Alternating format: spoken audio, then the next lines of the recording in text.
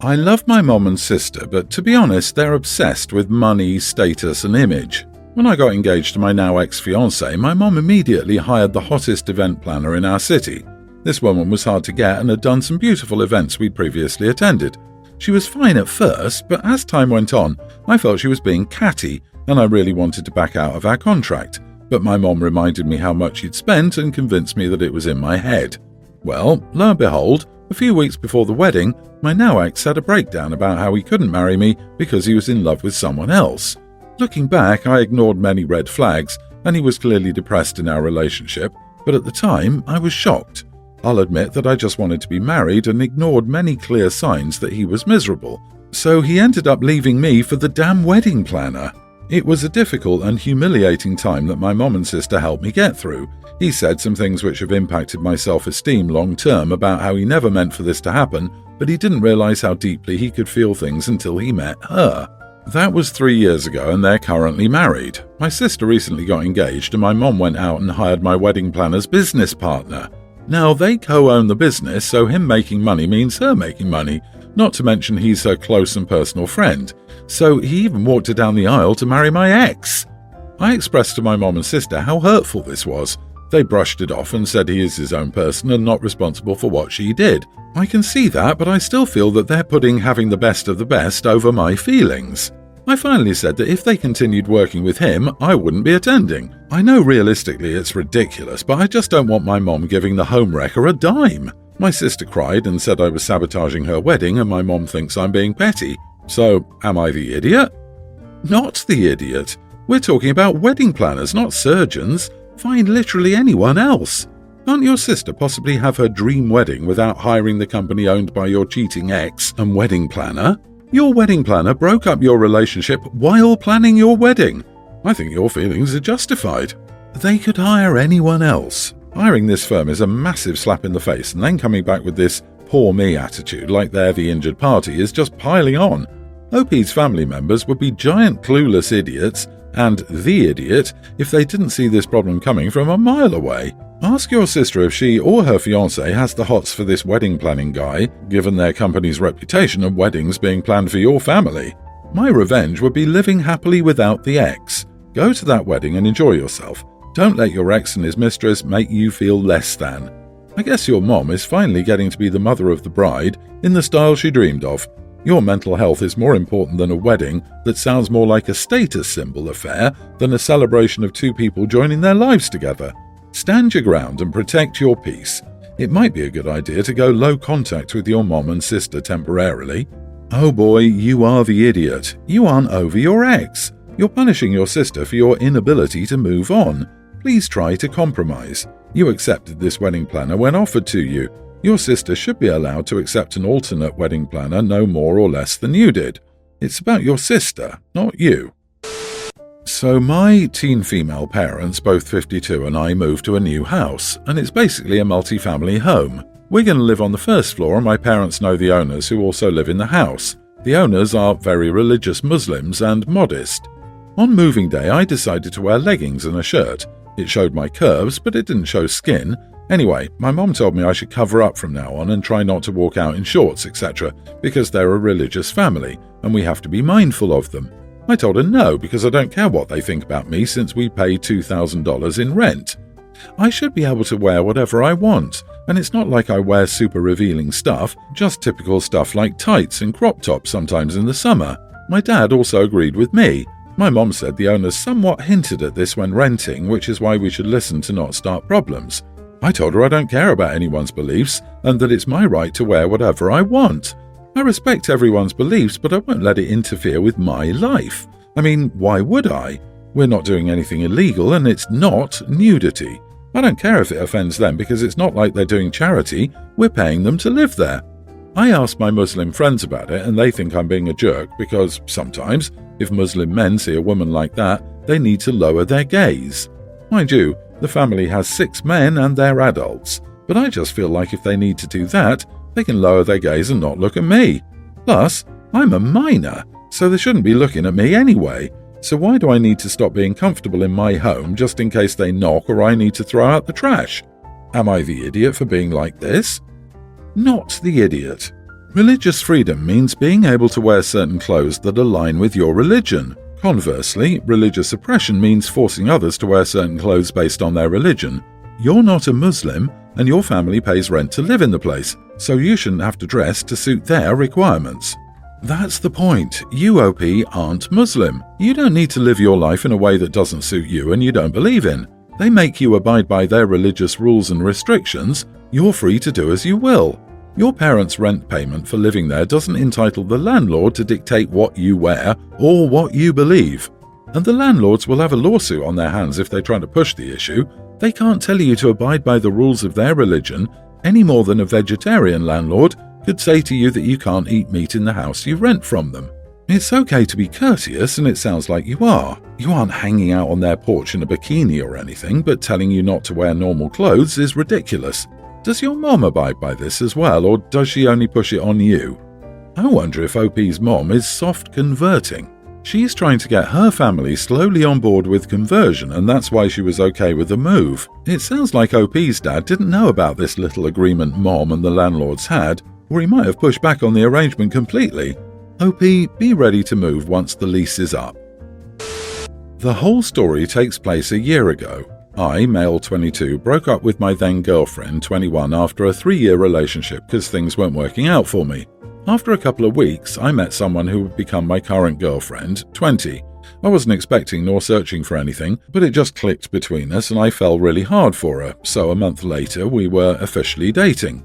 Being in class with some mutual friends of my ex, I knew sooner or later they'd know I was seeing someone, but I was excited to share those feelings with my friends, so one day I told them. They both seemed really happy for me and made me promise to introduce my new girlfriend to them. All was going well until they saw my ex a couple of days later. They told her everything I said to them, including some details which could have been spared, like how I never felt this happy with her and how all these positive emotions were a first time for me, and my ex was really upset. She told them they had to choose friendship with her or with me. They chose her, and frankly, I wasn't even mad because it all seemed pretty childish. The part that I made the post for is when they came to me to talk about what happened and basically lectured me, saying I'd been an idiot because in theirs and my ex's opinion, I should have informed her that I had a new relationship and that it had been really immature on my side not doing so. I never heard of someone informing their ex of a new partner, so to this day, I find it really weird to expect someone to do so, but a third friend confirmed I should have. So am I the idiot? Not the idiot. What part of ex does everyone not understand? An ex doesn't need to be informed about the new relationship. You've moved on and she has no right to bother you about it. They're just making up a reason to be mad with you. If you had told her, they'd be crying about how mean you were to rub your new relationship in her face. Hopefully, you dropped the dead weight at the time and have never looked back. Yes, those friends are drama llamas trying to stir up trouble for their gossipy entertainment. The only time you need to tell an ex you're seeing someone is if you share custody of a child, which it doesn't sound like you all do, so it's none of her business. The friends aren't friends. That's why it's so easy for them to cave and choose ex. Trash took itself out. Yay! My wife is close to giving birth and we're both super excited to welcome our baby girl into this world. However, the issue is that my 92-year-old grandfather is sick and will most likely pass on in the next week or so. He has been one of the kindest, best and coolest people I've known, and he had a huge hand in raising me, so I want to fly over there in a couple of days to say goodbye and attend his funeral. My wife feels that this isn't as important as seeing the birth of my daughter if she went into labour while I'm gone, and while I know that the birth is extremely important, I really want to say goodbye and this can't wait, so am I the idiot? Not the idiot. Don't wait a couple of days, fly there now, visit with him while he's still well enough to recognise you and fly right home. Don't stay for the funeral. Life is more important than death. You've got a baby coming, people will understand, and those that won't aren't worth your time. Not the idiot. Is there anyone else who could be with your wife while giving birth and record it or put you on a video chat? If possible, have someone stay with your wife at home. Take a flight to see Grandpa and return the next day or the day after. I would skip the funeral. Sorry, but you are the idiot. I empathise with your situation. I just lost my grandmother. I've also given birth. Your wife needs you for support. It's not about watching the baby being born. It's about being there for your wife during a potentially deadly medical event.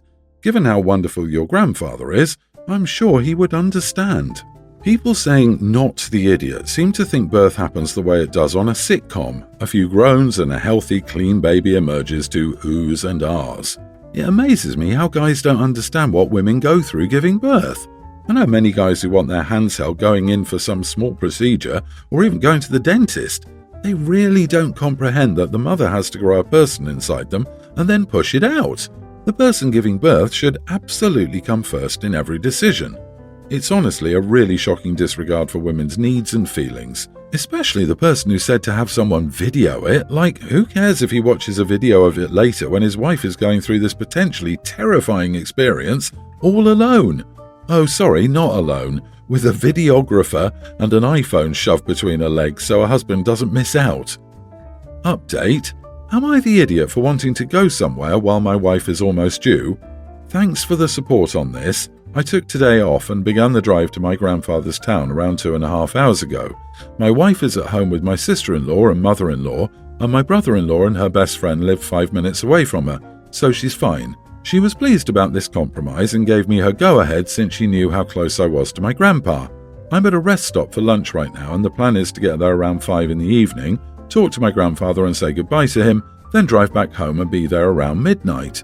I was speaking to my wife and mother-in-law, and they said it would be nice if my grandfather picked out my daughter's name as a connection to him for her after he passed on. Edit: I talked to my grandfather. It was super emotional, but it seemed like he enjoyed it as I did.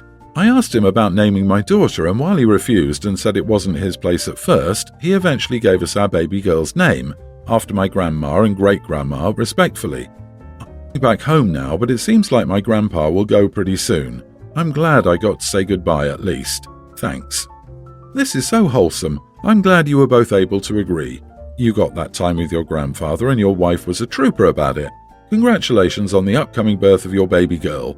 Enjoy every minute. It goes by so quickly. I'm married to John and I'm mom to his youngest son, pre-tween, and stepmom to his older son, tween, and daughter, tween. John's late wife was Ellie. She died 5 years ago while the kids were all very young. I met John a few months later at a bereavement group. After almost a year of knowing each other as friends, we started dating and we got married last year. By the time we were married, the youngest was calling me Mom, and he is my son now, though not legally. My stepdaughter calls me her stepmom. To my stepson, I'm his dad's wife and not stepmom. I'm fine with all three of these. The problem started a while ago. My husband had wanted my stepdaughter and stepson to come around to me being more, specifically my stepson, who refers to me as his dad's wife. This then became a mission for my son. I told him it was okay that they all had a different relationship with me, and I told him not to bug his siblings with that, but it has become a very sore point for the boys. The result was during a fight where my son told his brother he wanted me to adopt all three of them and that I was the best mom ever. My stepson lost it, told him that he didn't deserve their mom, that he was ashamed of him, and as far as he was concerned, they were no longer brothers. This was after a period where I wasn't aware of how bad this was, but my son was telling his brother to call me Mom, saying he was mean, etc.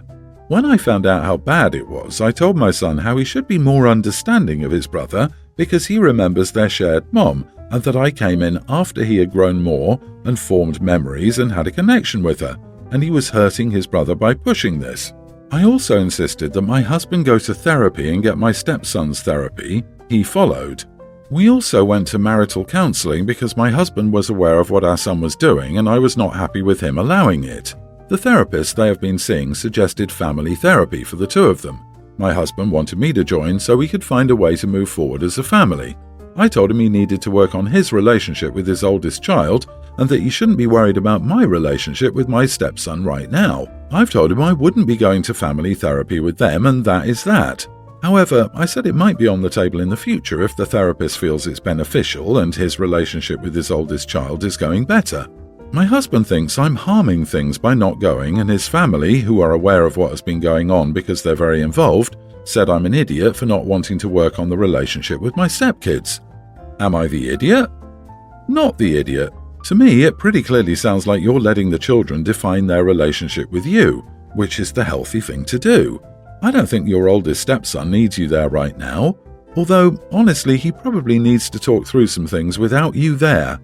Honestly, her approach is one of the best I've seen.